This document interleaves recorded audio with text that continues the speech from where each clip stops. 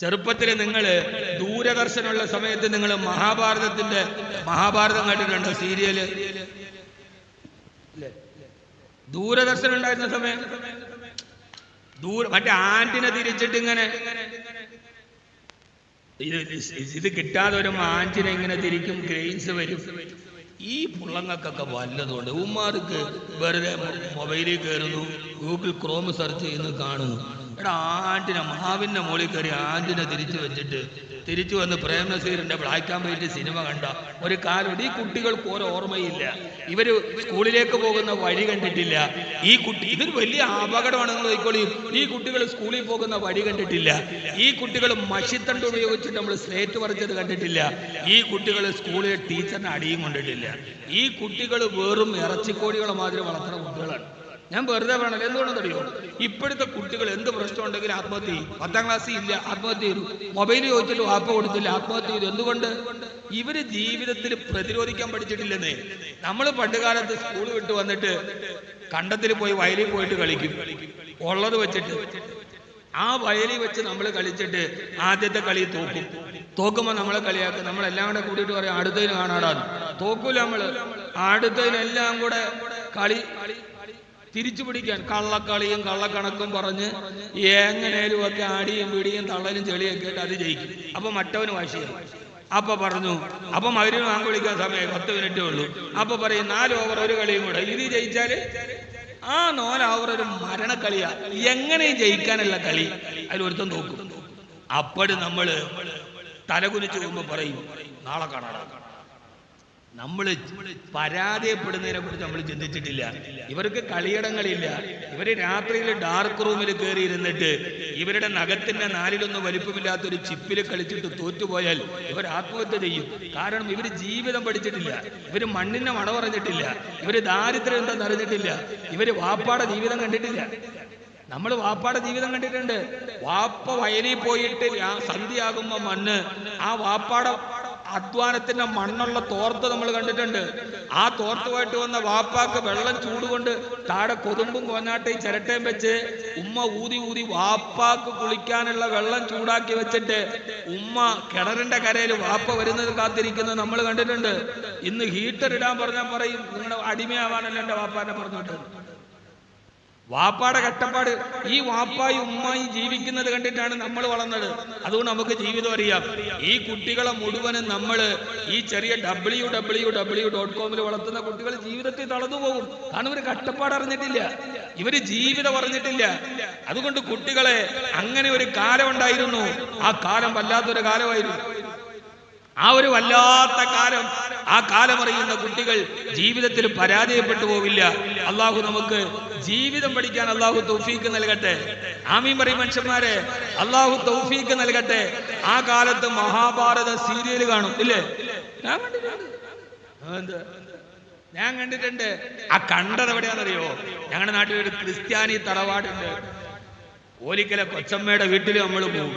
നമ്മളാണെങ്കിലോ രാവിലെ വയലിൽ പോയി കിടന്ന് ടയറും ഇതെല്ലാം ഓടി നമ്മൾ ഒരു സൈക്കിൾ ടയർ ഇങ്ങനെ അടിച്ചടിച്ച് പോയി കൊച്ചമ്മയുടെ വീട്ടിലോട്ട് വേണം സൈക്കിൾ കയറി അടിച്ചിട്ട് വേണം. ആ പോണ വഴിക്ക് ഇങ്ങനെ അടിച്ചടിച്ച് അവസാനം പറയണ ഈ പോഷകാഹാരം ഉണ്ടല്ലോ, അത് നമ്മൾ ആ വരുന്ന പോഷകാഹാരം ഇങ്ങനെ തൂത്തിട്ട് നമ്മൾ അവിടെ പതയി നിക്കറിലൊക്കെ കാണും, ചെറിയ പാൻറ്റിലും ഒക്കെ പോയിട്ട് ചോദിക്കും കൊച്ചമ്മ TV ഒന്ന് ഇട്ട് തരുമോ? അന്ന് കാഞ്ഞാറ് ഒരു സ്ഥലത്തെ TV ഉള്ളൂ. ആ TV അവിടുത്തെ ഏറ്റവും വലിയ ക്രിസ്ത്യൻ കുടുംബമായിരുന്ന കൊച്ചമ്മയുടെ വീട്ടിലാണ്.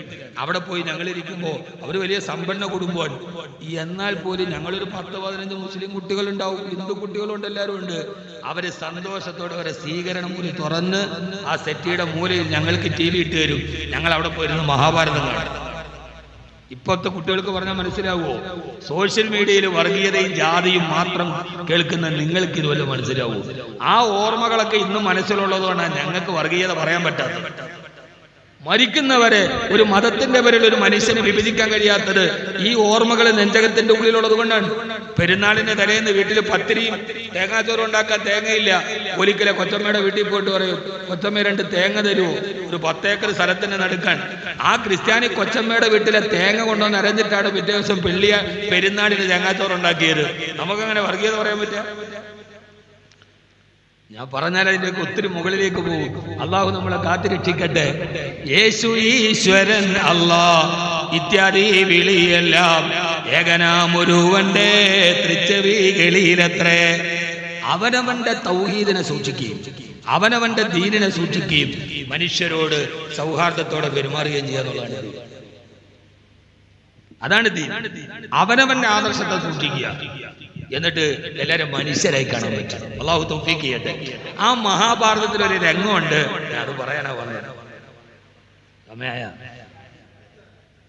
ആ സമയത്ത് അതിനകത്തുണ്ട് ഈ പാണ്ഡവരുടെ കൊട്ടാരത്തിലേക്ക് കൗരവര് വരും. ദുര്യോധനും ദുശാസനും. ലോകത്തിലെ ഏറ്റവും ഗതികെട്ട പിതാവാണ് ധൃതരാഷ്ട്രർ. കാരണം 101 മക്കൾക്കും ദൂ ചേർത്ത പേരിട്ടത്. ദുസ്വഭാവം ദുര്യോധനൻ, ദുശാസനൻ, ദുശാസനൻ, അങ്ങനെ പേരിട്ട ആളാണ് ധൃതരാഷ്ട്രർ. ആ ധൃതരാഷ്ട്രരുടെ മക്കളാണ് കൗരവർ. പഞ്ചപാണ്ഡവർ 5 പേര്. അതിൽ കർണനും കൂടിയുണ്ട്. കർണൻ സൂര്യപുത്രനാണ്, പക്ഷെ സൂതപുത്രനായിട്ടാണ് ജീവിക്കേണ്ടി വന്നത്. വെള്ളം കുടിക്കാനാണ്, ബക്കറ്റ് എടുക്കാൻ. അപ്പൊ ഈ പാണ്ഡവരുണ്ടാക്കിയ കൊട്ടാരത്തിലേക്ക് കൗരവര് വരികയാണ്. ആ കൊട്ടാരത്തിന്റെ മുമ്പിലെത്തിയപ്പോ ഒരു തടാക ഇങ്ങനെ ഒഴുകുന്നു. ഇവിടെ എന്നെ നോക്ക് എന്റെ പൊന്നു മനുഷ്യന്മാരെ, തടാക ഇങ്ങനെ ഒഴുകുന്നു. അപ്പൊ കൗരവരെന്ത് ചെയ്തു? ആ തടാകത്തിലെ വെള്ളത്തിൽ മുണ്ട് തന്നെയായിരിക്കും, മുണ്ടിങ്ങനെ പൊക്കി. അപ്പൊ ശ്രീകൃഷ്ണൻ അപ്പുറത്ത് നിന്നിട്ട് പറഞ്ഞു, ഇത് തടാകമല്ല, മുകളില് ഗ്ലാസ് സ്ഫടികമുണ്ട്, താഴെ വെള്ളമാണ്, അതുകൊണ്ട് മുണ്ട് പൊക്കണ്ട, നടന്നു വന്നോളാൻ പറഞ്ഞു. فلما رأته حسبته لجة وكشفت عن ساقيها قال إنه سرد ممرد من قوارير. മഹാനായ സുലൈമാൻ നബിയുടെ കൊട്ടാരത്തിലെ ബൽക്കീസ് രാജ സന്ദർശനത്തിന് വരുമ്പോ വകശഫത് അൻ സാഖൈഹാ, കാലിന്റെ ഭാഗത്തുനിന്ന് വസ്ത്രാഞ്ചലം ഇങ്ങനെ ഉയർത്തുമ്പോ മഹാനായ സുലൈമാൻ നബി പറയുന്നുണ്ട്, ബൽക്കീസേ ഖാല ഇന്നഹു സർഹും മുമറദും മിൻ ഖവാരീർ. അത് അവിടെ കിടക്കുന്നത് തടാകമല്ല, അതിന്റെ മുകളിൽ സ്ഫടികമാണ്. എന്തിച്ചിട്ടുണ്ടോ ഇതേവരെ?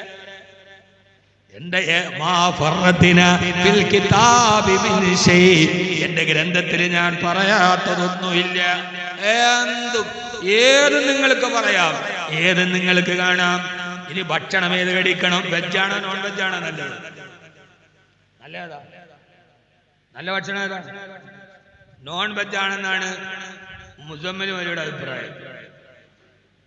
മുസമ്മിൽ ഉസ്താദ് പറയുന്ന ഏറ്റവും നല്ല ഭക്ഷണം നോൺ വെജാണ്. എന്താണെന്നറിയാവോ? വെജാന്നെങ്ങാനും പറഞ്ഞാൽ നാളെ പോലെ ഇവിടുന്ന് മറ്റേ പാത്രത്തിൽ അതേ കിട്ടും. നോൺ വെജാണ്. ഇനി വെജാണ് ഏറ്റവും ഹൈറെന്ന് പറഞ്ഞാൽ പണ്ട് വലിയാർ വാള് പറഞ്ഞവരേക്കും പാവപ്പെട്ട നബി സല്ലല്ലാഹു അലൈഹി വസല്ലം ഇടയത്താഴത്തിന് നോമ്പ് തുറക്കാനും നോമ്പ് മുറിക്കാനും ഒരൊറ്റ കാരക്കയാണ് സഹോദര കഴിച്ചത്. പിറ്റേ ദിവസം ഉസ്താദിന് വീട്ടിൽ നിന്ന് ഭക്ഷണം കൊണ്ടുപോകും. പാത്രത്തിൽ ട്രെയിനിന് ഇത്രയും കമ്പാർട്ട്മെന്റ് കാണൂല, അത്രയും കാണാം പാത്രം. ആ പാത്രം കൊണ്ടുവന്ന് നോക്കുമ്പോ ആദ്യത്തെ തട്ടിലൊന്നുമില്ല, രണ്ടാമത്തെ തട്ടിലില്ല, ആഖിർ തട്ടിലില്ല, 2 കാരക്ക. താത്ത പണി പറ്റിച്ച്. നബി ഞങ്ങൾ അതാണെങ്കിൽ ഉസ്താദിനും അതല്ലേ ഇഷ്ടം. അന്ന് ഉസ്താദ് തിരുത്തി പറഞ്ഞു, സഹോദരിമാരെ, നിങ്ങൾ വിചാരിച്ചതുപോലെയല്ല കാര്യങ്ങളുടെ കിടപ്പ്. അള്ളാന്റെ റസൂലെന്ന് 1 കാരക്ക കൊണ്ട് നോമ്പ് മുറിച്ചെങ്കിൽ നിങ്ങൾ അറിയണം, അന്നത്തെ കാരക്കൊക്കെ ഒരു കൂടച്ചക്കയുടെ വലിപ്പം ഉണ്ടായിരുന്നു എന്നതുപോലെ ഇതിപ്പോ വെജാന്ന് പറഞ്ഞാൽ നാളെ കുടുങ്ങി. അതുകൊണ്ടാണ് ഏറ്റവും നല്ല ഫുഡ് ഏതാ? Non veg. പക്ഷെ ഡോക്ടർമാര് പറയണ എന്താ? വെജ് കഴിക്കണം, നോൺ വെജ് പാടില്ല, നോൺ വെജ് പാടില്ല എന്നാണ്. എന്തുകൊണ്ട്? ഏറ്റവും നല്ല ഭക്ഷണം ഏതാ? നോൺ വെജാണ്. ബനു ഇസ്രായേൽ മൂസാ നബിയോട് ഭക്ഷണം വേണമെന്ന് പറഞ്ഞപ്പോൾ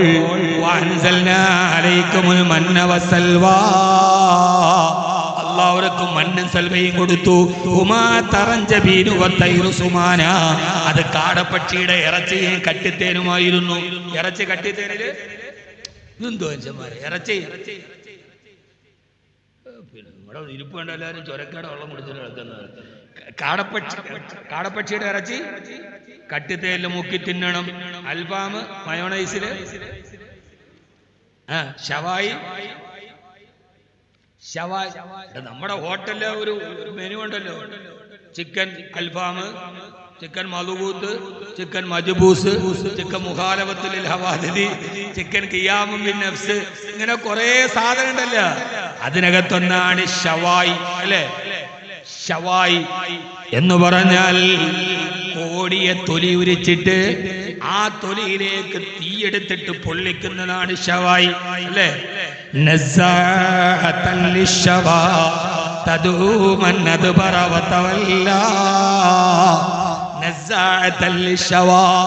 നാളെ നരകവാസികളുടെ അദാബിനെ പറയുമ്പോ പടച്ചവൻ പറയുന്ന ഖുർആൻ പറയുന്ന പേരാണ് ഷവായി. തൊലി ഇങ്ങനെ ഉരിച്ചിട്ട് തീരെ നിന്നെ ചുട്ടെടുക്കും. അല്ലാഹു കാക്കട്ടെ, അല്ലാഹു കാക്കട്ടെ. അവർക്ക് കാടപ്പക്ഷിയുടെ ഇറച്ചിയും കട്ടിത്തേനും ഇറക്കി കൊടുത്തു. അപ്പൊ അവര് പറഞ്ഞ് ഞങ്ങൾക്കിത് വേണ്ട,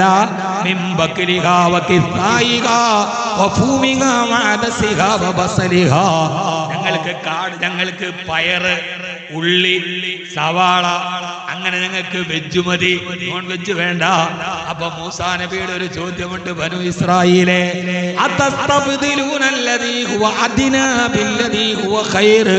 ഏറ്റവും മുന്തിയ ഭക്ഷണം എന്നിട്ട് ഏറ്റവും താഴ്ന്നത് ചോദിക്കുകയാണോ? മുന്തിയതാ നോൺ വെജ്. ഖുർആൻ നോൺ വെജ് നന്നായിട്ട് കഴിച്ചോ? എന്തുകൊണ്ട് നമ്മളോട് വെജ് കഴിക്കാൻ പറ്റുന്നറിയോ?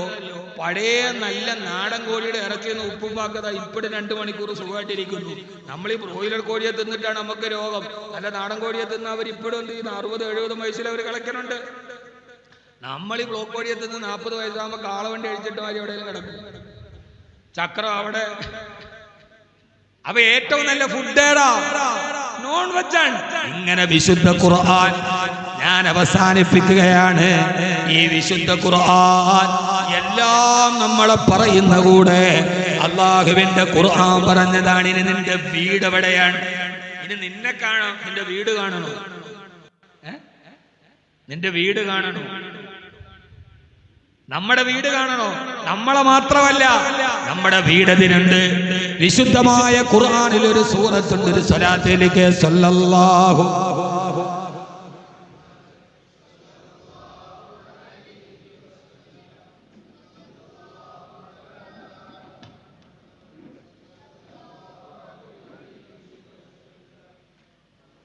അല്ലാഹുമ്മ സല്ലി അലാ മുഹമ്മദ്. സുബ്ഹാന ജല്ല ജലാലു. 10:45 2 മണിക്കൂർ കഴിഞ്ഞ് അറിഞ്ഞില്ല. ഇതെന്താ കുടിവെള്ളം ബക്കറ്റ്? നമ്മുടെ വാതിലിന് മുക്കതായ സുന്നത്താണ് ബക്കറ്റ് പിരിവെന്ന് പറയുന്നത്. വലിയ പിരിവൊന്നുമില്ല, എന്നാൽ ജമാഅത്ത് കമ്മിറ്റിയെ സംബന്ധിച്ചോളം വലിയ സാമ്പത്തിക ചെലവ് ഇതിനുണ്ട്. എല്ലാവരും നമ്മുടെ കമ്മിറ്റിയോട് അകമടിഞ്ഞ് സഹായിക്കണം. ഒരു ബക്കറ്റുമായിട്ട് സംഘാടകർ വരണുണ്ട്. എല്ലാവരും ഒരു നല്ല സദക്ക ഇൻഷാ അല്ലാഹ് ഇടൂലേ? എല്ലാവരും ഒരു നല്ല സദക്ക അല്ലാഹു സ്വീകരിക്കട്ടെ. ആദ്യം ഖത്തീബ് ഉസ്താദിനെ ഉദ്ഘാടനം ഖത്തീബ് ഉസ്താദിനെ ഇൻഷാ അല്ലാഹ് ഉദ്ഘാടനം. കണ്ടക്ടറിന് ആദ്യത്തെ ടിക്കറ്റ് കൊടുക്കും. എഴുതില്ലേ? ബിസ്മില്ലാഹിർ റഹ്മാനിർ റഹീം. അല്ലാഹു സ്വീകരിക്കട്ടെ, അല്ലാഹു സ്വീകരിക്കുമാറാകട്ടെ. ഹസ്ബി റബ്ബി ജല്ലല്ലാഹ് മാ ഫീ ഖൽബി ഗൈറുല്ലാഹ് നൂറു മുഹമ്മദ് സല്ലല്ലാഹ് ലാ ഇലാഹ ഇല്ലല്ലാഹ്. മുത്ത് ഫാത്തിമ നിധിയോരേ, മുത്തിനെ മണവളനലിയോരേ, ഹസനും ഹുസൈനും റളിയല്ലാഹ് ആമന്നാ ബിറസൂലില്ലാഹ് ഹസ്ബി റബ്ബി.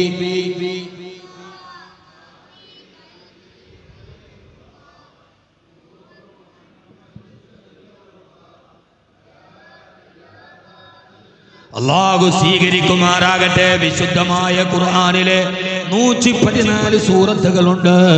ആ സൂറത്തുകളിൽ ഏറ്റവും പ്രധാനപ്പെട്ട സൂറത്താണ് സൂറത്തുൽ ബഖറ. ഒരു സൂറത്തിന് പേര് വെച്ചത് പോലും വെറുതെ അല്ല. ആണോ? ഇത് വെറുതെ വെച്ചതല്ല. എല്ലാ സൂറത്തുകൾക്കും പേര് വെക്കാൻ കാരണമുണ്ട്. അത് പറയാനുള്ള സമയം നമുക്കില്ലല്ലോ. വിശുദ്ധ ഖുർആൻ ഒരു സൂറത്താണ്, സൂറത്തുൽ അൻകബൂത്ത്. സൂറത്തുൽ പോളിംഗ് ബൂത്ത് അല്ല, അതിനൊക്കെ വിട്ടാരാ പോയി. സൂറത്തുൽ അൻകബൂത്ത്. അൻകബൂത്ത് എന്ന് പറഞ്ഞാൽ അർത്ഥം എന്താ? ചെലന്തി. അങ്കബൂത്തിന്റെ അർത്ഥം ഇനി അകത്ത് വെളിയിൽ നിൽക്കണവരൊക്കെ കയറിക്കൊള്ളുക. നമ്മൾ ദുആയിലോട്ട് ഇനി പെട്ടെന്ന് നിർത്താൻ. അതിന്റെ പേരാണ് അൻകബൂത്ത്. ആ ഖുർആൻ പറയാത്തതൊന്നുമില്ല. ചെലന്തി. ആ സൂറത്തിൽ ഒരു ആയത്തുണ്ട്, മതലുല്ലദീന തഖദൂ മിൻ ദൂനില്ലാഹി ഔലിയാ കമതലിൽ അൻകബൂത്ത് ഇത്തഖദതു ബൈതാ. അല്ലാഹുവല്ലാത്തവരെ ജീവിതത്തിൽ ആശ്രയമായി കാണുന്നവരുടെ ഉപമ കമതലിൽ അൻകബൂത്തി, അത് ചെലന്തിയെ പോലെയാണ്. എന്താ ചെലന്തിയുടെ പ്രത്യേകത? ഇത്തഖദതു ബൈതാ. ആ ചെലന്തി ഒരു വീട് നിർമ്മിക്കുന്നുണ്ട്. ശ്രദ്ധിച്ചു കേൾക്കണേ മുഅ്മിനേ മുഅ്മിനത്തേ. ഈ ഖുർആൻ ഇത് ജീവിച്ചിരിക്കുന്നവർക്ക് മുന്നറിയിപ്പ് വരാൻ വന്നതാണ്. ലോകത്തിലെ ഏറ്റവും ദുർബലമായ വീട് ചെലന്തിയുടെ വീടാ. ലോകത്തിലെ ഏറ്റവും ദുർബലമായ വീട് ചെലന്തിയുടെ വീടാ. ലോകത്തിലെ ഏറ്റവും ദുർബലമായ വീട് ആരുടെ വീടാ? എന്തുകൊണ്ട്? ഇതൊന്നും വളരെ ദുർബലമാണ്. എന്താണ് അതിന്റെ കാരണം? നമുക്കറിയാം, ഒരു സെമിറ്റിക് എഞ്ചിനീയറിന്റെ കരകൗശല വൈദഗ്ധ്യത്തെ പോലും തോൽപ്പിക്കുന്ന രീതിയിൽ നിമിഷാർദ്ധത്തിന്റെ ഉള്ളിൽ ശരീരത്തിൽ നിന്ന് ഉദ്ഗമിക്കുന്ന പശ കൊണ്ട് ഒരു കൂട് നയനമനോഹരമായ ചായവും ചമൽക്കാരവും ചേർത്ത ഒരു കാഴ്ച പോലെ നയനമനോഹരമായ വീടുണ്ടാക്കുന്ന ഒരു ചെലന്തി, അതിന്റെ നൂലിഴകളുടെ ഇടയിലുള്ള അകലം പോലും സമീകൃത അകലമാണ്. ഒരു ജാമിതീയ കണക്കുകളെ തോൽപ്പിക്കുന്ന വീതം അതിന്റെ ഇഴകളുടെ ഇടയിൽ സ്കെയിൽ വെച്ച് നോക്കിയാൽ ഒരേ അകലമാണ്. അത്ര ആ വീട് കാണാൻ എന്ത് മനോഹരമാണ് വെളിയിൽ നിന്ന് നോക്കിയാല്. എന്നാൽ കാറ്റൊന്നടിച്ചാൽ, വിരളൊന്ന് തൊട്ടാൽ ആ വെളിയിൽ നിന്ന് മനോഹരമായി തോന്നുന്ന വീട് പൊട്ടിപ്പോവും. ലോകത്തിലെ ഏറ്റവും ദുർബലമായ വീട് ചെലന്തിയുടെ വീടാണ്. അതുകൊണ്ടാണ് ഖുർആൻ അങ്ങനെ പറഞ്ഞെന്നാണ് നമ്മൾ കരുതിയത്. അല്ല, അതുകൊണ്ടല്ല. ശ്രദ്ധിച്ചേക്കണേ, ഞാൻ വളർത്താൻ. അതുകൊണ്ടല്ല. പിന്നെ എന്തുകൊണ്ട്? ആ ഖുർആനിൽ ഒരു പ്രയോഗമുണ്ട്, ഇത്തഖദതു ബൈതാ. വീടുണ്ടാക്കുന്നത് പെൺചലന്തിയാണ്. ഒരുവരെ കേൾക്കണേ, ഇത്തഖദ ബൈതാ എന്ന് പറഞ്ഞാൽ ആൺചലന്തി. അതിനകത്തൊരു താവ് ചേർത്താൽ ഇത്തഖദത്ത്. അത് അറബി ഭാഷയുടെ പ്രത്യേകത. ഇത്തഖദത്ത് ഇത്തഖദ ബൈത. നമ്മൾ പറയും, ഞാൻ ഓതുമ്പോ ഒരു വാവല്ലേ പോയുള്ളൂ, പാടില്ല. ഫക്കാലഹ എന്ന് പറഞ്ഞാൽ അപ്പ തന്നെ പറഞ്ഞു. ഫാ പറയേണ്ട അടുത്ത് വാവ് പറഞ്ഞു. അർത്ഥം മാറി. വലിയ മുദരിസാണ്, നമ്മളൊന്നും പറയാൻ പറ്റിയിട്ടില്ല. ഞാൻ ഓതി, ഇപ്പം വായായി പോയി, അർത്ഥം മാറി. കാരണം ഫായിന് വേറെ അർത്ഥമാണ്.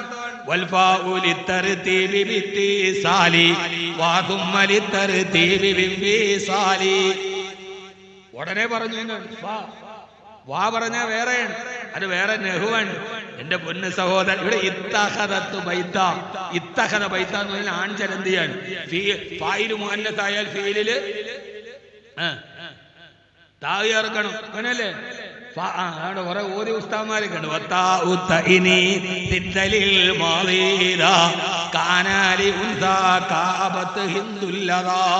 എന്നാണ് ഇത്തഖദത്തു ബൈത. വീടുണ്ടാക്കുന്നത് പെൺചലന്തിയാണ്.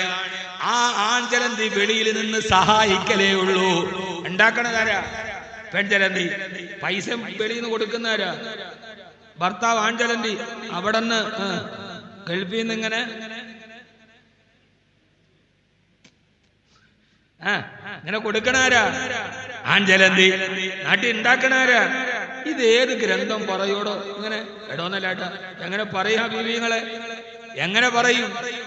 അവസാനം വീട് പൂർത്തിയായി കഴിഞ്ഞാൽ പെൺചലന്തി ആൺചലന്തിയെ കൊല്ലും. എന്നിട്ട് പെൺചരന്തിയും മക്കളും കൂടി ജീവിക്കാൻ തുടങ്ങും. കുറെ കഴിയുമ്പോൾ മക്കൾ അമ്മയെ കൊല്ലും. എന്നിട്ട് ഈ മക്കളും മരുമക്കളും കൂടി ജീവിക്കും. പിന്നെ കഴിയുമ്പോൾ ഈ മരുമക്കൾ പെണ്ണുങ്ങൾ ഭർത്താവിനെ കൊല്ലും. അത് ഏത് ചരന്തി വല നോക്കിയാലും അതിനകത്തൊരു ചരന്തി ചത്ത് കിടക്കണ കാണാം. പാവം ഹസ്ബൻഡാണ്. ചിരിക്കാനല്ല, പടച്ചോന്റെ ഖുർആൻ നമ്മുടെ വീടിനെ കാണിച്ചു തരികയാണ്. അള്ളാഹു പറയാൻ, എന്തുകൊണ്ടാണ് ചരന്തിയുടെ വീട് ദുർബലമായത്? ഭാര്യയും ഭർത്താവും തമ്മിൽ, മാതാപിതാക്കളും മക്കളും തമ്മിൽ, കൂടപ്പറപ്പുകൾ തമ്മിൽ പരസ്പര വിശ്വാസവും സ്നേഹവും നഷ്ടപ്പെട്ട കുടുംബ വ്യവസ്ഥിതി ചലന്തിയുടേതാണ്. അതുകൊണ്ട് ദുർബലമായ വീട് ചലന്തിയുടെ വീടാ. ആ വീടുകളുടെ വലിപ്പമോ വിസ്തീർണമോ അല്ല, അതിന്റെ ഉള്ളിലുള്ളവരുടെ പരസ്പര വിശ്വാസം, സ്നേഹം, അതാണ് വീടിന്റെ ഏറ്റവും പ്രധാനപ്പെട്ട കെട്ടുറപ്പ് എന്നല്ലാഹുവിന്റെ വിശുദ്ധ ഖുർആൻ. സഹോദര, കാസർഗോഡ് മുതൽ തിരുവനന്തപുരം വരെ ദേശീയ പാതയുടെ ഇരുഭാഗത്തായി ധാരാളം കോൺക്രീറ്റ് സൗധങ്ങൾ കാണാം. ആ കോൺക്രീറ്റ് സൗധങ്ങൾ പലപ്പോഴും അത് ചലന്തിയുടെ വീട് പോലെ ദുർബലമാണ്. അല്ലാഹു പറയുകയാണ്, ഇത്തഖദതു ബൈതാ ഇന്ന ഔഹനൽ ബുയൂതി ലബൈതുൽ അൻകബൂത്. ചലന്തിയുടെ വീടുകൾ പോലെ ദുർബലമായ വീടുകൾ. ഭാര്യക്ക് ഭർത്താവിന് വിശ്വാസമില്ല, ഭർത്താവിന് ഭാര്യയെ വിശ്വാസമില്ല. ലഹരിക്കടിമയായി മാതാവിനെ കഴുത്തറത്ത് കൊല്ലുന്ന മക്കളുടെ നാട്, ഭർത്താവിനെ വിഷം വെച്ച് കൊല്ലുന്ന ഭാര്യയുടെ നാട്, തന്റെ മക്കളെ പ്രസവിച്ച് തനിക്ക് വേണ്ടി ജീവിതം മാറ്റിവെച്ച ഭാര്യയെ കഴുത്തറത്ത് കൊല്ലുന്ന ഭർത്താക്കന്മാരുടെ നാട്, പിശാചുക്കൾ പാർക്കുന്ന വേതാള നഗരം പോലെ ഈ ഭൂമി അതപ്പതിച്ചു പോകുമ്പോ, കുടുംബ ബന്ധങ്ങൾ തകർന്നു പോകുമ്പോ, എന്റെ പ്രിയപ്പെട്ട സഹോദര സഹോദരി, അല്ലാഹുവിന്റെ വിശുദ്ധമായ ഖുർആൻ നമ്മുടെ വീടുകളെ കുറിച്ച് പറയാ. ഒരു ശാസ്ത്രവും ഞാൻ പറഞ്ഞിട്ടില്ല. അത് ഇൻഷാ അല്ലാഹ് സമയമുള്ളപ്പോ പിന്നീട് ഒരു സമയത്ത് നമുക്ക് അതിനെ കുറിച്ച് ചർച്ച ചെയ്യാം. ഇത്രമേൽ ദുർബലമായ, ഏത് സമയത്തും പൊട്ടി തകർന്നു പോകുന്ന ഒരു വീടും കെട്ടിപ്പിടിച്ചിട്ടാണ് നമ്മൾ ജീവിക്കുന്നതെങ്കിൽ, അല്ലാഹുവിന്റെ വിശുദ്ധമായ ഖുർആൻ പറഞ്ഞ ഒരു പരമാർത്ഥത്തിലേക്ക് നിങ്ങളുടെ ശ്രദ്ധ ക്ഷണിച്ചിട്ട് ഞാൻ തിരിച്ചു പോവുകയാണ്. അല്ലാഹു നമ്മളെ കാത്തിരക്ഷിക്കട്ടെ, അല്ലാഹു നമ്മളെ കാത്തിരക്ഷിക്കട്ടെ. വിശുദ്ധമായ ഖുർആൻ നമ്മോട് പറഞ്ഞ ഏറ്റവും മനോഹരമായൊരു പാഠം മാത്രം പറഞ്ഞിട്ട് ഞാൻ അവസാനിപ്പിക്കട്ടെ. ഖുർആനുമായി ബന്ധപ്പെട്ട ഒരു വിഷയത്തിലേക്ക് ഞാൻ കടന്നു പോയിട്ടില്ല. കാരണം എനിക്കതിനുള്ള ഒരു പാണ്ഡിത്യവുമില്ല. അറിവിന്റെ ഭാരാരിട്ടതകളെ തീണ്ടിയിട്ടില്ലാത്ത എന്നെ സംബന്ധിച്ചിടത്തോളം അല്ലാഹുവിന്റെ ഖുർആൻ ഒരു അനന്ത സാഗരമാണ്. ലഹാ മആനിൻ കമൗജിൽ ബഹിരി ഫീ മദദി വ ഫൗക ജൗഹരിഹി ബിൽ ഹുസ്നി വൽ ഖിയമി. മൗലായ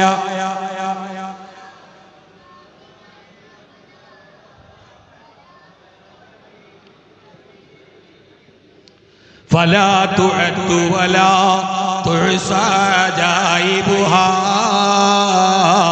ولا تسام على الإقدار بالسام. അതിന്റെ അത്ഭുതങ്ങളുടെ കവാടം തുറന്നാൽ നമുക്കാർക്കും മനസ്സിലാക്കാൻ കഴിയാത്ത പ്രപഞ്ച സിദ്ധാവായ പടച്ചറപ്പിന്റെ രഹസ്യങ്ങളുടെ കലവറയാണത്. അത് തുറക്കാൻ കഴിയുന്ന ഏറ്റവും വലിയ വിജ്ഞാനം നമ്മൾ ഉണ്ടാവണം. അതുകൊണ്ടാണ് നമ്മുടെ പ്രിയപ്പെട്ട മുസമ്മിൽ മൗലവി വാക്കവിയാക്കിയിട്ടും ധാരാനിയായിട്ടും പിന്നെയും പഠിക്കുന്നുണ്ടല്ല. ഇമാം റാസി പറഞ്ഞ വ്യാഖ്യാനമല്ല ഇമാം സാബി റഹിമഹുല്ലാഹ്. ഇമാം സാബി റഹിമഹുല്ലാഹ് പറഞ്ഞ വ്യാഖ്യാനമല്ല ഇബ്നു കസീറിൻ്റെത്. ഇബ്നു കസീർ പറഞ്ഞ വ്യാഖ്യാനമല്ല മഹാനായ ഇമാം ജമലിൻ്റെത്. ലഹാ മആനിൻ കമൗജിൽ ബഹരി. കടലിന്റെ തിരമാല പോലെയാണ് ഖുർആന്റെ വ്യാഖ്യാനം. ഒരു തിരമാല വരുമ്പോൾ നമ്മൾ ഓർക്കും ഇതാണ് വലുതെന്ന്. അടുത്തത് വരുന്നത് ഇതിനേക്കാൾ വലുതാണ്. അതിനടുത്തത് വന്നത് അതിനേക്കാൾ വലുതാണ്. പഠിക്കും തോറും വിശാലമാകുന്ന പ്രാപഞ്ചിക രഹസ്യങ്ങളുടെ കലവറകളെ തുറന്നു തന്ന വിശുദ്ധ ഖുർആന്റെ പഠിതാക്കളായിട്ട് നിങ്ങൾ മാറണം. ഈ രണ്ടുപേരെ ഹാഫിള എന്ന് പഠിച്ച പറഞ്ഞാൽ അവര് ആസ്ട്രോണമി പഠിച്ചെന്നാണ്, അവര് ജോഗ്രഫി പഠിച്ചെന്നാണ്. പറയാറ് വിട്ടുപോയതെന്ന് ഓർമ്മിപ്പിച്ചേക്കാം. സൂര്യനെ തന്നെയാണ് സത്യം, അതിന്റെ പ്രകാശത്തെ തന്നെയാണ് സത്യം. അതിന്റെ അർത്ഥം സൂര്യപ്രകാശത്തിന് എന്തോ പ്രത്യേകതയുണ്ടെന്നാണ്. സഹോദര, ലോകത്തിലെ ഏറ്റവും വേഗതയുള്ളത് എന്തിനാണ്? പ്രകാശത്തിനല്ലേ. ഒരു പ്രകാശ വേഗത എന്ന് പറഞ്ഞാൽ 1 സെക്കൻഡ് കൊണ്ട് 2,99,792.5 കിലോമീറ്റർ ഒരൊറ്റ സെക്കൻഡിന്റെ ഉള്ളില് ഏതാണ്ട് 3 ലക്ഷം കിലോമീറ്റർ, 2,99,792.5 കിലോമീറ്റർ 1 സെക്കൻഡ് കൊണ്ട് സഞ്ചരിക്കുന്ന ലോകത്തിലെ ഏറ്റവും വേഗത സൂര്യപ്രകാശത്തിനാ. അതുകൊണ്ടാണ് വശംസി വളുഹാ, സൂര്യന്റെ പ്രകാശത്തെ തന്നെയാണ് സത്യം. 1 സെക്കൻഡ് കൊണ്ട് 2,99,792.5 കിലോമീറ്റർ, ഏകദേശം 1 സെക്കൻഡ് കൊണ്ട് 3 ലക്ഷം കിലോമീറ്റർ താടുന്ന സൂര്യപ്രകാശം അതേ വേഗതയിൽ വന്നാൽ 14 മിനിറ്റ് കഴിഞ്ഞിട്ടേ ഈ ഭൂമിയിലെത്തുകയുള്ളൂ എന്നാ. അപ്പൊ എവിടെ നിന്നാണ് ഈ പ്രകാശം വരുന്നത്? അത് 1-ാം ആകാശത്തിന്റെ കണക്കാണ്. അതിനപ്പുറത്തേക്ക് 2-ാം ആകാശവും 3-ാം ആകാശവും 4-ാം ആകാശവും കടന്നുപോയിട്ടില്ല. അത് കടന്നുപോയ എല്ലാ ആകാശങ്ങളും കടന്നുപോയ ഒരേ ഒരാളേ ഉള്ളൂ.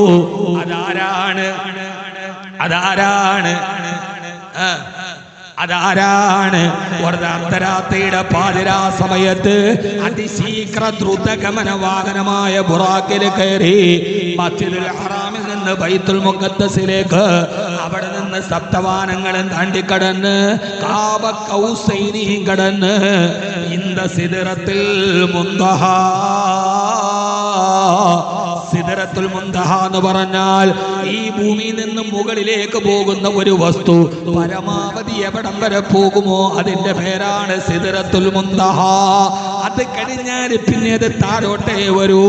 ഓ സിദ്റത്തുൽ മുന്തഹ താണ്ടിയ ഒരേ ഒരാളേ ഉള്ളൂ. അത് ബുറാക്കിൽ കയറി പോയ നബി മുഹമ്മദ് മുസ്തഫ സാഹിബ് ബുറാഖി വ റഫ്റഫിൽ ഇലാ റസൂലുള്ളാഹ് സലവാത്തുൻ തഹിയാത്തുൻ അലൈഹിസ്സലാം. ഹബീബായ നബി തങ്ങൾ നമ്മളോട് പഠിപ്പിച്ച ഒരേ ഒരു കാര്യം, ലോകത്തിലെ ഖുർആൻ പറഞ്ഞ ഒരു വിശ്വാസിയോട് ഖുർആൻ പറഞ്ഞ ഏറ്റവും പ്രധാനപ്പെട്ട ഒരു മെസ്സേജ് പറഞ്ഞ് ഞാനിതിനെ അവസാനിപ്പിക്കട്ടെ. ലോകത്തിലെ ഒരു ഡയറക്ടറും ഒരു സംവിധായകനും താൻ നിർമ്മിച്ച സാധനം മോശമാണെന്ന് പറഞ്ഞിട്ടേ ഇല്ല. ഇവിടെ എന്നെ ശ്രദ്ധിക്ക്, ഒരൊറ്റ മനുഷ്യനും അയാൾ ഉണ്ടാക്കിയ സാധനം മോശമാണെന്ന് പറയില്ല. പറയോ? ആരേലും പറയോ? ഉണ്ടാക്കിയ ഡയറക്ടർ തന്നെ ഈ സാധനം മോശമാണ്. ആരേലും പറയോ? ഗംഗാജലത്തിൽ നിർമ്മിച്ച സോപ്പ്, ജലത്തിൽ എങ്ങനെയാണോ സോപ്പ് ഉണ്ടാക്കുന്നത്? പരസ്യം നിയമാനുസൃതമായ നുണപ്രചരണമാണ് ബെഞ്ചമിൻ ഫ്രാങ്ക്ലിൻ പറഞ്ഞിട്ടുണ്ട്. ഏത് സാധനം ഉണ്ടാക്കിയാലും ആള് പറയും ഈ സാധനം ഉണ്ടാക്കിയ ഡയറക്ടർ ഒരു സാധനം ഉണ്ടാക്കിയിട്ട് പറയും മോശമാണ്. ഇന്നേ വരെ അങ്ങനെ ആരെയും പറഞ്ഞിട്ടുണ്ട്. ഈ കസേര ഉണ്ടാക്കിയ ആള് പറയും 4 പേരിരുന്നാലും പൊട്ടൂല, അപ്പം വേണേ നമ്മൾ മുമ്പ് ചെറിഞ്ഞു കാണിക്കും. ഇത് പൊട്ടു. ഏതെങ്കിലും ഒരാള് ഒരു സാധനം ഉണ്ടാക്കിയിട്ട് ഇത് മോശമെന്ന് പറയും. അങ്ങനെ പറഞ്ഞ ഒരു ചരിത്ര ലോകത്തുണ്ടായിട്ടില്ല.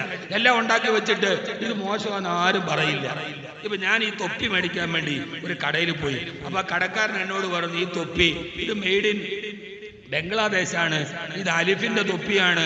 ഇയാൾ ഇതിന്റെ ഫലായിൽ പറയാൻ വേണ്ടി തുടങ്ങി. എന്നിട്ട് അയാൾ പറഞ്ഞു ഇത് 54 ഇഞ്ചാണ്, വാക്കവി നിങ്ങൾക്ക് വെച്ചാൽ നന്നാവും. എന്നിട്ട് എന്നോട് പറഞ്ഞു എന്റെ തലയിൽ അങ്ങോട്ട് വെച്ചു. നിങ്ങൾ വെച്ചിട്ട് കണ്ണാടിയിൽ നോക്കി എന്ത് മൊഞ്ചാ നിങ്ങളെ കാണാൻ. ഈ തൊപ്പി തലയിൽ വെച്ചിട്ട് എന്നോട് വെച്ച് എങ്ങനെയുണ്ട് കാണാൻ? ഞാൻ ഒരു കുഴപ്പമില്ല, അത്രയും ഭാഗത്ത് വൃത്തിയോട് മാറി. ഇത് മറിച്ചാൽ പിന്നെ ഇത്രയും ഭാഗത്ത് കൂടി അവനോട് അങ്ങനെയൊന്നുമല്ല, ഇത് നല്ലതാണ്, ഇത് പിന്നെ ഇത് വകത് പറയുന്നവർക്ക് വേണ്ടി മാത്രം ഉള്ളതാണ്. നിങ്ങൾ പ്രസംഗിക്കുമ്പം ഭയങ്കരമായിട്ട് ചൂടാവും. അപ്പൊ അത് പോകാൻ വേണ്ടി ഇതിൻ്റെ ഇടയിൽ ഹോള് വിട്ടിട്ടുണ്ട്. അതുകൊണ്ട് അതിന് ഇയാൾ ബലായിൽ ഇത് ഉണ്ടാക്കിയ ആളേക്കാൾ ബലായിൽ സെയിൽസ്മാൻ പറയാൻ തുടങ്ങി. അതിനകത്ത് ഹോള് വിട്ടിട്ടുണ്ട്. ഇനി അത്യാവശ്യം നല്ല മഴക്കാലത്ത് വയലിൽ മീനെ പിടിക്കണമെങ്കിൽ അതും പിടിക്കാം. വലിയ ബീഹാം ആരി ബൂഹറ എന്ന് ഇയാള് ഈ സാധനത്തെ കുറിച്ച് ഇത് ഏറ്റവും നല്ല സാധനമാണെന്ന് പറഞ്ഞു. ആ സെയിൽസ്മാൻ ലോകത്താരേലും പറയോ ഞാൻ ഉണ്ടാക്കി വെച്ച ഒരു സാധനം മോശമാണ്? അങ്ങനെ പറഞ്ഞിട്ടുണ്ടെങ്കിൽ അത് ഒരേ ഒരു സാധനത്തെ കുറിച്ചാ. അല്ലാഹുല്ലദീ ഖലഖസ് സമാവാതി വൽ അർള, ഈ ആകാശത്തെയും ഭൂമിയെയും ഭുവനത്തെയും ഈ ഭൂമിയെയും ഈ ഭുവനത്തെയും ഗഗനത്തെയും ചന്ദ്രനെയും സൂര്യനെയും തരുക്കളെയും താരകങ്ങളെയും കടലിനെയും കരടിയെയും എന്ന് വേണ്ട, ലോകത്തുള്ള സകലമാന വസ്തുക്കളെ കിഴക്കുതിക്കുന്ന സൂര്യനെയും രാത്രിയിൽ പുഞ്ചിരിക്കുന്ന നക്ഷത്രങ്ങളെയും എല്ലാം ഒരുക്കി വെച്ച്, ഈ സസ്യങ്ങളെയും ഈ പച്ചപ്പിനെയും എല്ലാം ഒരുക്കി വെച്ച് ഈ ദുനിയാവിനെ മനോഹരമായി സംവിധാനിച്ചിട്ട് അതിന്റെ സംവിധായകൻ പറയാ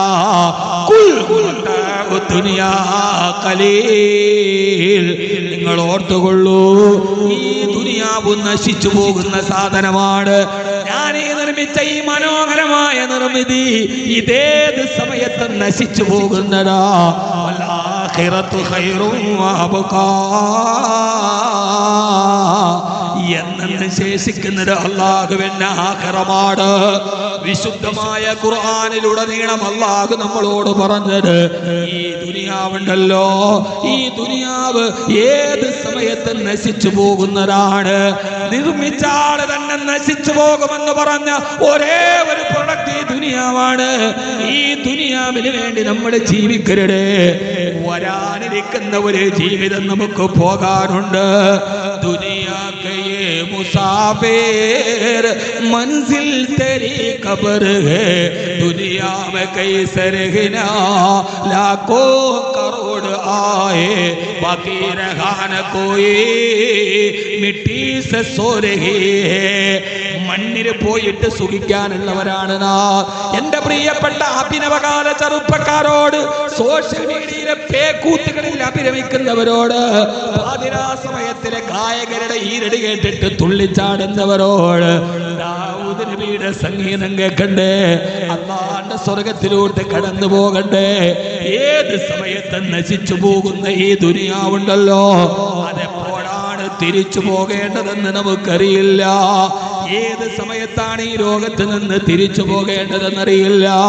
ഹലക്കൽ മുദാവി വൽ മുദാവാ വല്ലദീ ജലബദവാ ബാഹു വൽ മുശ്തരി. ഹലക്കൽ മുദാവി, ചികിത്സിച്ച ഡോക്ടർ മരിച്ചുപോയി. ആയിരക്കണക്കിന് ക്യാൻസർ രോഗികളുടെ ക്യാൻസർ കണ്ടെത്തി ചികിത്സിച്ച് ഭേദമാക്കിയ ആ മഹാവൈദ്യൻ മരിച്ചുപോയത് ക്യാൻസർ വന്നിട്ടാണ്. വൽ മുദാവാ, ചികിത്സിച്ച രോഗിയും മരണം കണ്ടു. അല്ലതേ ജലബദ്ധവാ, ആ ഡോക്ടർ അറ്റാക്ക് വരാതിരിക്കാൻ ഡോക്ടർ കുറിച്ചു കൊടുത്ത മരുന്നും കൊണ്ടുവന്ന സെയിൽസ്മാന്, അയാൾ വന്ന ബൈക്ക് ഇടിച്ചിട്ട് വഴിയരികിൽ മരിച്ചുപോയി. ആളുകൾ നോക്കിയപ്പോ ബ്ലഡ് കോട്ടാവാതിരിക്കാനുള്ള മരുന്ന് അയാൾ അവിടെ ചിതറിക്കിടക്കുന്നുണ്ട്. സഹോദരാ സഹോദരി, ബാഹുവൽ മുസ്തരി, ആ മെഡിക്കൽ സ്റ്റോറിന്റെ ഉടമ അറ്റാക്ക് വന്ന് മരിച്ചു. അറ്റാക്ക് വരാതിരിക്കാനുള്ള ഗുളിക കയ്യെത്തുന്ന ദൂരത്ത് അയാളുടെ അലമാരയിലിരിക്കുന്നുണ്ട്. അതൊന്നെടുത്ത് കഴിക്കാൻ കഴിഞ്ഞില്ലല്ലോ. വൽ മുസ്തരി, വാങ്ങാൻ വന്നവനും വിൽക്കാൻ വന്നവനും മരിച്ചുപോയ ലോകമാണിത്. എല്ലാവരും, ഒരാളും ഈ ലോകത്ത് നിലനിൽക്കാത്ത ലോകമാണത്. ആഖിറത്തിന്റെ സൗന്ദര്യത്തെ കാണ്, ദുനിയാവിന്റെ സൗന്ദര്യത്തെ കാണരുത്. ആഖിറത്തിന്റെ സൗന്ദര്യം കാണണമെങ്കിൽ ഖുർആൻ എന്ന കണ്ണുകൊണ്ട് നമ്മൾ കാണണം. കറുകറുത്ത ലൈലയെ പ്രേമിച്ചപ്പം മജ്നൂനോട് ചോദിച്ചുവല്ലോ, ഈ ലൈലയ്ക്ക് എന്ത് സൗന്ദര്യം കണ്ടിട്ടാണ് നിങ്ങൾ പ്രേമിക്കുന്നതെന്ന്. കൈഫാ തറാ ലൈല ബിഐനിൻ തറാ ബിഹാ സിവാ വമാ തഖറത്ഹാ ബിൽ മദാമി. ലൈലയുടെ സൗന്ദര്യം കാണണമെങ്കിലും മജ്നൂന്റെ കണ്ണുകൊണ്ട് നോക്കണം. നിങ്ങളുടെ കണ്ണുകൊണ്ട് നോക്കിയാൽ ലൈലയുടെ സൗന്ദര്യം കാണില്ല. ആഖിറത്തിന്റെ സൗന്ദര്യം കാണണമെങ്കിൽ ഖുർആന്റെ കണ്ണിലൂടെ കാണണം.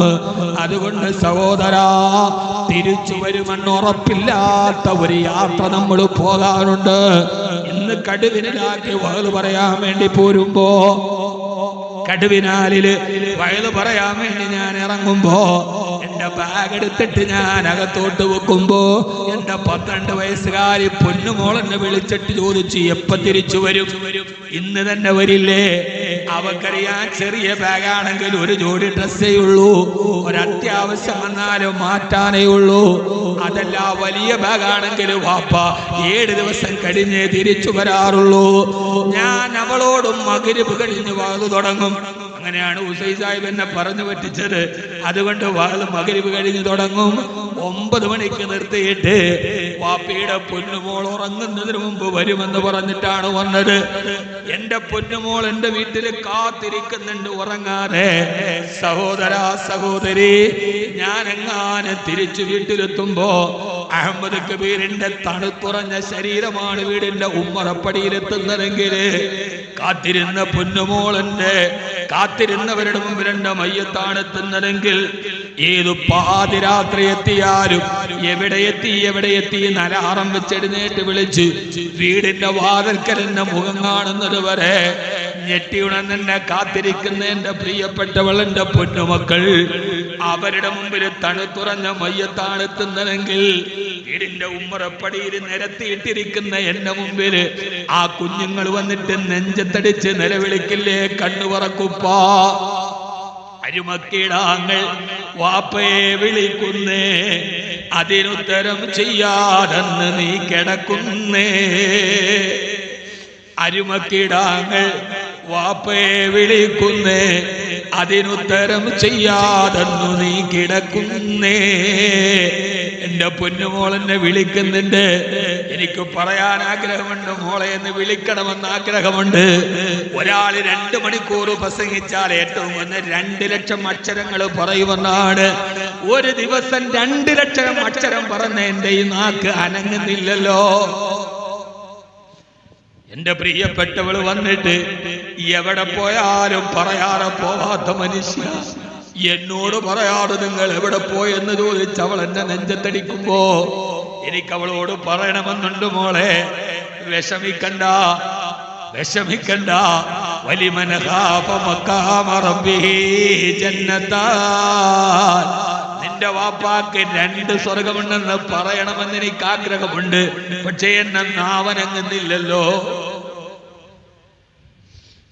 അവിടെ നിന്ന് 6 മണ്ണിലേക്ക് എന്റെ ശരീരത്തെ കൊണ്ടുപോയി വെക്കുമ്പോ വീട്ടിൻ്റെ ഉള്ളിൽ നിന്ന് നിലവിളി ഉയരുന്നൊരു നേരമുണ്ട്. വീട്ടിലെ മെത്തയും വിട്ടു വിരിഞ്ഞ് കാട്ടിലാറടി മണ്ണാണ്. ചേലിൽ ചെന്ന് കിടക്കണ നമ്മുടെ മേലെ വരുന്നത് കല്ലാണ്. ഇലയും മേൽ തണ്ണീരതും ചേർത്തു മണ്ണതിനാലെ മറമാടും കബർ ബഹുജോറിലെ മറമാടും. വീട്ടിലെ മെത്തയും വിട്ടു വിരിഞ്ഞ് കാട്ടിലാറടി മണ്ണാണ്. ഇന്നെന്റെ ഞാൻ എന്റെ സൗകര്യത്തിന് ഒരുക്കിയിട്ടുണ്ട്. ഞാൻ നേരത്തെ പറഞ്ഞതുപോലെ യാത്രകളുമ്പോൾ ക്ഷീണം തോന്നാത്ത വാഹനം എനിക്കുണ്ട്. ഒരല്പം കൂടി മുമ്പോട്ട് പോയപ്പോ എന്റെ കൂടെ ജീവിതത്തിൽ എന്നെ സഹായിക്കാനും ഒരു സഹായത്തിന് വേണ്ടി എന്റെ ശിഷ്യനെ തന്നെ ആദ്യ കൂടെയുണ്ട്. 24 മണിക്കൂർ നിഴല് പോലെ എന്റെ ഡ്രൈവറായി അല്ല, എന്റെ സഹയാത്രികനായി, എന്റെ കൂടപ്പിറപ്പിനെ പോലെ എന്റെ ഭാര്യ സഹോദരനുണ്ട്. ഏത് സമയത്തും അവരെന്റെ കൂടെ നിഴല് പോലെയുണ്ട്. പക്ഷേ വെള്ളത്തുണിയിൽ പൊതിഞ്ഞിട്ട് കാരാളി ഓണം പള്ളിയുടെ 6 മണ്ണിലോട്ട് ഇറക്കുമ്പോ കാത്തു സൂക്ഷിച്ച ശരീരത്തിലേക്കും മണ്ണ് വാരിയിടുന്നതും അവര് തന്നെയാണ്. ഹബീബായ നബി തങ്ങൾ വഫാത്തായപ്പോ ഫാത്തിമ ബീവി ചോദിക്കുന്നുണ്ടല്ലോ അനസ് റളിയല്ലാഹു അൻഹുവിനോട്, അനസേ അത്താബത്ത് അംഫുസുക്കും മന തഹ്തു വലാ റസൂലുള്ളാഹി സ്വല്ലല്ലാഹു അലൈഹി വസല്ലം അത്തുറാബ്. എന്റെ ഹബീബിന്റെ ശരീരത്തിലേക്ക് എങ്ങനെ നിങ്ങൾ മണ്ണിട്ടു അനസേ? ആ ശരീരത്തിലും മണ്ണുമാരിയിട്ടാലും കൊല്ലുമെന്ന് പറഞ്ഞ് നടന്നവരല്ലേ നമ്മള്. ആ ശരീരത്തിലേക്ക് അമ്പ് വന്നപ്പോഴല്ലേ തൽഹത്ത് ബിൻ ഉബൈദ നെഞ്ചിരത് പിടിച്ചു വാങ്ങിച്ചു. ആ ശരീരത്തിൽ ഉള്ളുകൊള്ളാതിരിക്കാറല്ലേ ഖുബൈബ് റളിയല്ലാഹു അൻഹു തൂക്കിലേറിയത്. ആ ശരീരത്തിലേക്ക് എങ്ങനെ മണ്ണുമാരിയിട്ട് അനസേ? എല്ലാം അടക്കി വെച്ചിട്ട് മൂടുപലക വെച്ച് മണ്ണിട്ട് മൂടി മൈലാഞ്ചി ചെടി അടയാളം വെക്കുന്ന ഒരു ദിവസം വരാനുണ്ട്. ആരും നമ്മുടെ കൂടെയില്ല, ഒരാളും നമ്മുടെ കൂടെയില്ല.